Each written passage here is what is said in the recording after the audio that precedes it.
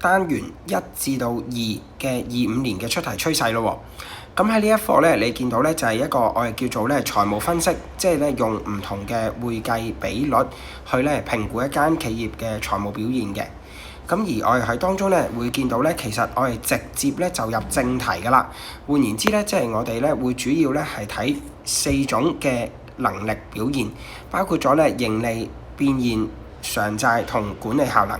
好啦，呢4種當中咧，喺今年25年咧比較有機會咧係再出嘅時候咧，我哋通常咧都會話啦，隔2-3年又出一次嘅就係償債能力啦。咁呢一個償債能力咧，我哋一間咧都會詳細去講嘅。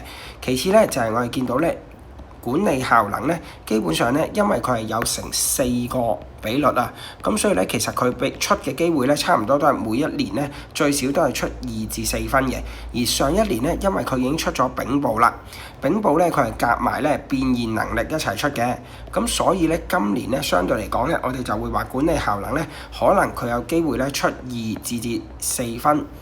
咁仍然咧都係比較熱門嘅重點嚟嘅。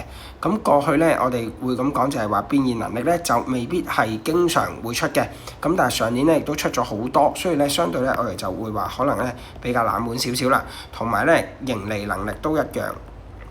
咁所以今年咧要集中咧溫償債同管理效能啦。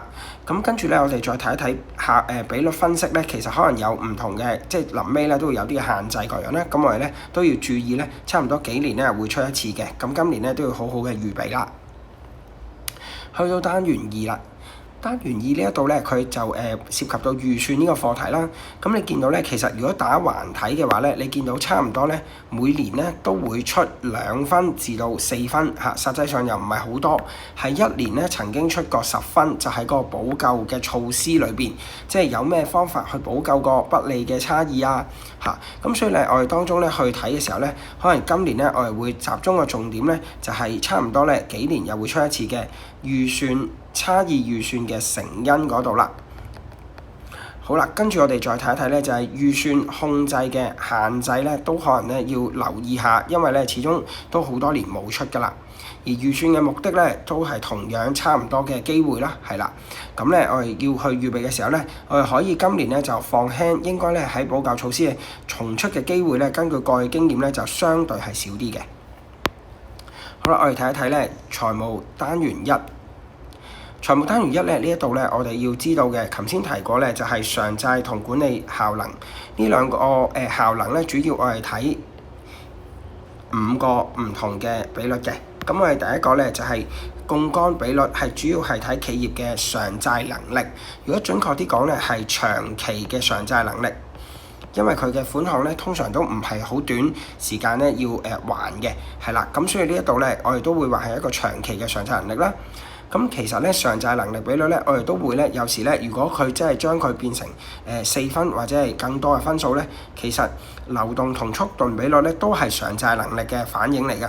不過咧，佢係集中係講緊短期嘅。所以我哋要預備嘅時候咧，你就要留意下條題目。如果係2分嘅話咧，其實佢係集中應該係問緊你咧槓桿比率嘅。好啦，咁跟住我哋要知道呢個計數嘅方式啦，就係分子分母都係有非流動負債嘅，咁但係咧個優先股本就係分子，股東嘅資本咧就係分母，咁呢個股東資本即係普通股。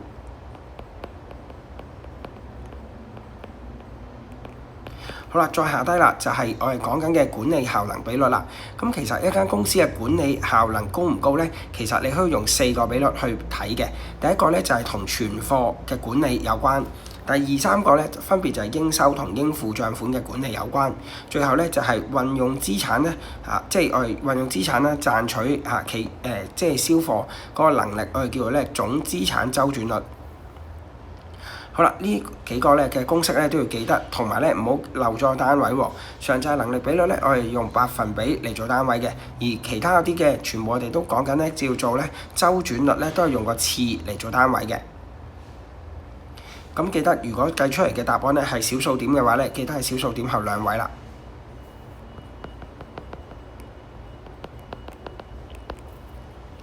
再落嚟咧就係我哋講緊嘅。企業嘅評估佢嘅表現嘅能力喎，咁當我哋寫咗個即係週轉率，或者我哋知道個實數之後咧，其實我哋首先咧就要清楚翻我哋嗰一段係講緊乜嘢嘅能力嘅嚇，咁分開咯喎。咁同時咧，如果我哋講緊一個嘅槓桿比率嘅話咧，我哋就會話槓桿比率如果佢係太高嘅話咧，其實就係反映咗咧企業咧嗰個嘅長期嘅償債能力咧係較低嘅嚇。咁亦都可以咁講啦，佢係比較依賴咗一啲嘅長期債務嚟作為佢嘅營運資金。咁呢一度咧都可能會造成好高嘅財務成本嘅嚇，即係譬如產生嘅利息啦，或者我哋要俾嘅優先股嘅股息。好啦，另外咧就係周轉率啦。周轉率呢一度咧，我哋會強調咧就係話嗰個嘅應收同應付貨款嘅周轉率。如果我哋去表達嘅時候咧，你都可以揾翻咧堂上派黃色嗰張紙仔。咁嗰張紙仔咧，其實都講咗每個比率咧嘅意思嘅。咁其實我哋都係嗰句啦，就係個數值越大咧，其實佢嘅效率咧係越高嘅。咁你對應翻咧就係可能支付應收款啦，或者係支付應付款啦，同埋取得收回應收款嘅效率嘅意思係啦。好啦，咁跟住咧，我哋要講下咧喺當中咧有一啲嘅比率分析嘅局限啦。咁呢一度咧，我哋有4個嘅重點。咁其實我哋一般嚟講都會揀2個記啦。咁但係上一年咧，因為已經出咗10分題啦，咁所以睇下有冇講錯先。唔好意思上年唔係出咗10分題，應該係我哋一般嚟講都係2個 point 去記啦。咁咧你都要揀啦，就係話如果我哋單從個比率去睇間公司嘅財務表現咧，其實係有啲嘅限制，即係有啲嘅不足，我哋係睇唔到嘅嚇。咁其中咧，我哋就話有啲嘅資料係唔可以量化，譬如員工嘅士氣啦，譬如企業嘅品牌形象啦、服務嘅質素，呢啲都係唔能夠量化嘅。咁其次咧就係我哋冇解釋到現象嘅成因。咁即係舉個例子就係話，譬如嗰個嘅效率係高咗，或者我哋叫低咗啦、差咗啦，係啦。咁但係個成因係乜嘢咧？其實係冇解釋到嘅。咁但係你知道咧，成因咧你要舉1至2個，咁其中咧就話其實我哋唔確定係邊一個先係最正確嘅。好啦，跟住第3個難以與唔同嘅企業去比較，因為每間企業咧都有唔同嘅會計方法嘅，係啦，咁所以裏邊咧其實我哋都要有啲嘅差異喺裏邊。所以當我哋譬如計資產嘅方法啦都唔同嘅時候咧，其實我哋嗰個嘅譬如流動比率嗰啲咧，其實都係一個唔一致嘅，係啦。咁所以我哋直接用個數字係比較係冇意思㗎啦。好啦，咁最後啦就係只係反映過去嘅表現啦，咁亦都冇反映將來嘅。咁可能佢公司最新有啲嘅政策改動咗人事嘅變動，或者一啲培訓咁其實呢度咧都唔能夠反映到將來嘅情況啦。好啦，跟住我哋睇一睇咧單元2預算編制。咁我哋主要咧揾啲熱門嘅嚟到去預備。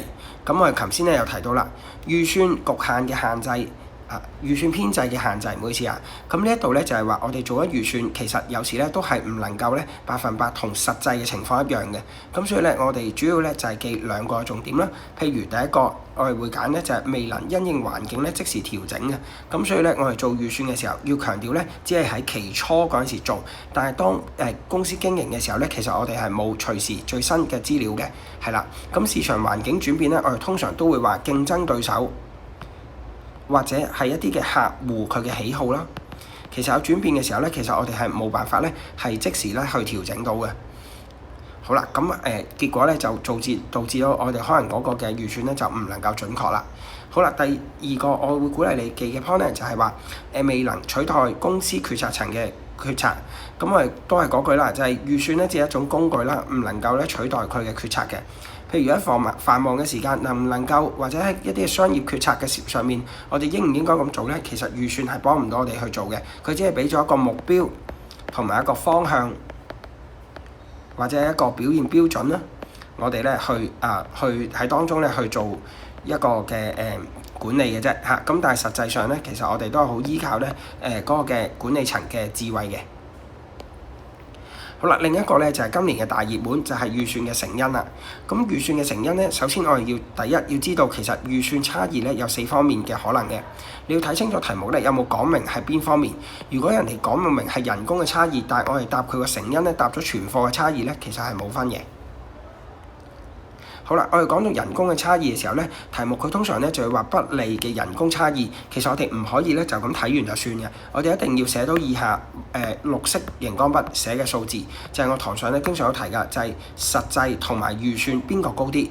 你知道咧人工咧係一種成本嚟嘅，咁所以咧如果實際係高啲嘅話咧，其實係唔係一件好事嚟嘅。咁但係咧，如果我哋講緊個銷售係一件好事嚟嘅，我哋越高實際越高係越好嘅。咁所以咧，我哋講緊不利差異嘅時候咧，其實我哋一定要講清楚，其實邊一個實際同預算邊個係大啲，一定要有呢一句句子嘅。如果冇咧，係唔會攞足分。好啦，其次咧，我哋就講啦，其實呢一啲嘅差異係嘅成因係乜嘢咧？咁譬如我哋有人工不利嘅差異咧，可能我哋就要強調翻點解我哋會俾多咗人工，即係工資嘅意思。點解我哋會俾嗰個工資咧？會唔會係啲員工嘅生產力下降咗啊？經常超時工作啊，或者係容易受傷啊，影響咗健康同生產力咧？如果係嘅話，我哋就要解釋下呢一啲嘅可能性啦。咁記住要同行業去掛鈎嘅，譬如咧服務業、你係生產業、製造業都要留意。跟住咧，我哋睇一睇咧銷售差異啦。銷售差異咧，我哋講緊銷售咧，其實係講緊做咗幾多錢生意。咁但係呢一個字眼咧，其實好虛嘅。我哋有時咧會表達咧銷售嘅時候咧，其實就等同銷售額嘅意思。而銷售額咧，其實係由價格乘翻個數量。即係舉個例子，如果我哋講緊每件10蚊賣咗5件，咁我哋咧就做咗50蚊生意啦。咁我哋咧其實你要留意咧題目咧，佢會講話銷售額同銷售量咧係兩個唔同嘅答法嚟嘅。如果我哋話咧銷售額嘅差異出現咗啦，咁有可能咧佢係不利嘅差異啦。咁既然係不利嘅話咧，有可能我哋賣出嘅數量比預期少啦，亦都可能我哋賣出嘅數量嘅價格咧比預期低嘅。咁所以呢一度咧，我哋可以分別咧既講就係話可能我哋今年生意唔好咧，係咪競爭對手多咗啊？亦都可能咧係因為咧我哋定價咧係不停做一啲促銷而下降咗。咁所以呢一度咧，我哋解釋嘅時候咧，其實已經咧係有兩個 point 去寫㗎啦。一個係價格，一個係數量。好啦，咁你見到我哋筆記裏邊咧就用咗個量做例子啦，係啦。咁所以咧你去解釋嘅時候咧，其實只需要咧有一個合情合理貼下咧嗰個嘅題目嗰個嘅個案咁其實個回應咧就可以㗎啦。咁跟住我哋講到存貨不利嘅差異咁我哋咧通常咧就係講緊不利差異嘅時候，實際嘅存貨咧就可能係低於即係嗰個嘅預算嘅存貨。咁結果咧可能我哋咧就會有一個情況，就係咩原因造成咧？就係因為運送嘅時候嘅損壞啦，或者係可能保養嘅時候，或者我哋去保存啲係一啲食品嚟嘅，咁佢過咗期啦。咁其實咧都可以咧喺啲合理嘅原因，點解我哋存貨咧會少咗嘅？咁如果講家私咧，我哋都曾經答過類似嘅，就可能有啲損毀啊。搬運嘅過程啊，運送過程遺失啊，或者係可能我哋購買嘅時候有好多咧嘅次貨啦。咁呢啲要解決咧，我哋都離唔開就係同供應商去溝通啦，或者我哋去選擇一啲好啲嘅供應商啦，或者係訓練一啲員工咧係更加做好嗰個嘅搬運或者保存嘅服務啦。好啦，最後啦就係租金嘅差異。咁其實租金差異咧都係屬成本嘅一種。咁我哋點解會話實際租金會高啲咧？咁其實有好多嘅原因嘅。咁多數都係嚟自我哋加租啦，或者我哋見到可能係嗰個嘅附近嘅地區嘅價格租金係上升咗嘅，咁都對我哋咧造成一個影響。咁都係嗰句啦，合情合理就得㗎啦。再反覆咧提大家一次啦，就係我哋需要咧係寫咗不利差異嘅意思係有實際同預算呢兩個字眼出現嘅。好啦，咁其他咧，我哋都可以咧係留意翻精讀筆記。咁最後啦，我哋就係面對不利差異咧，其實我哋有好多嘅方法。頭先都提過，咁呢一度咧想提大家咧，都唔好睇漏咗我哋嘅筆記尤其咧佢俾咗4個比較熱門嘅行業，大家咧都可以熟讀一下啦。